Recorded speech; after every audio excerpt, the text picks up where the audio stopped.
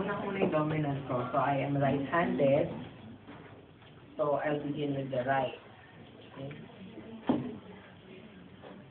So, you're going to pick up the gloves. Remember, thumb to thumb. Ang ano dito, the principle, thumb to thumb. Since yung, sige, sandali muna. Okay. The thumb of your right glove should be facing your right thumb. Okay, ganito, thumb to thumb. So, kapag pinit mo siya, you should use, since this is considered sterile, kasi wala ka pang nahahawakan, so you are going to pick this up, here, hold the glove, and then look for the cuff. Okay. And then, yung iba technique, which is for mga matatandang mga staff nurse, madali lang sa kanila to. But for you, since you are starting, all you have to do is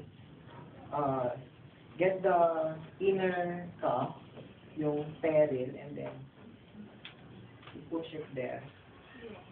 Okay, and then slowly penetrate your hand towards the glove. Huwag mo na nga ayusin, hindi nyo ito maayos. Okay? Since you are holding a sterile glove, doon mo pa lang ito makukuha. Okay?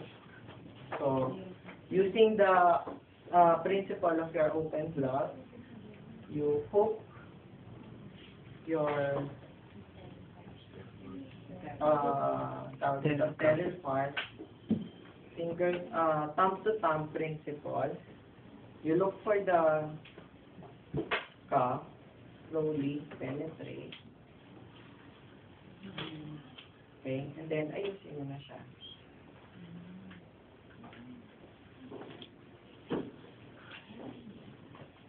Okay, now make sure that yung natatakpan yung puting part, yung mga gloves ninyo. Okay, because that is considered a non-sterile part. So, ito rin. Ayusin nyo.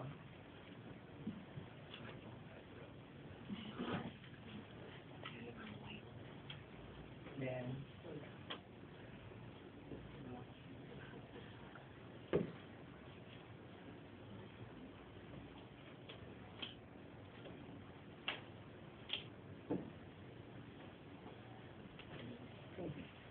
close glove. Okay. Next, yung non-dominant hand naman. Oh, no need. No need yan, no? Since you won't be return demonstrating this. But you will return demonstrating this on the third year. Okay? How to remove? Okay, ask your circulating nurse, ma'am, can you please remove, untie my gown, please? Okay? Untie na. Since nakapag-perform na ng operation, kailangan hindi ka hawak dito. Okay? Kasi maraming contaminant yan, mga dugo, soiled na yan, considered as soil. Then, you remove. Kasama ba dapat? Kasama. Okay.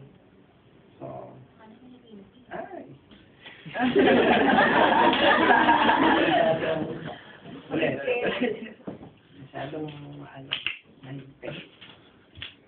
Okay? Siya.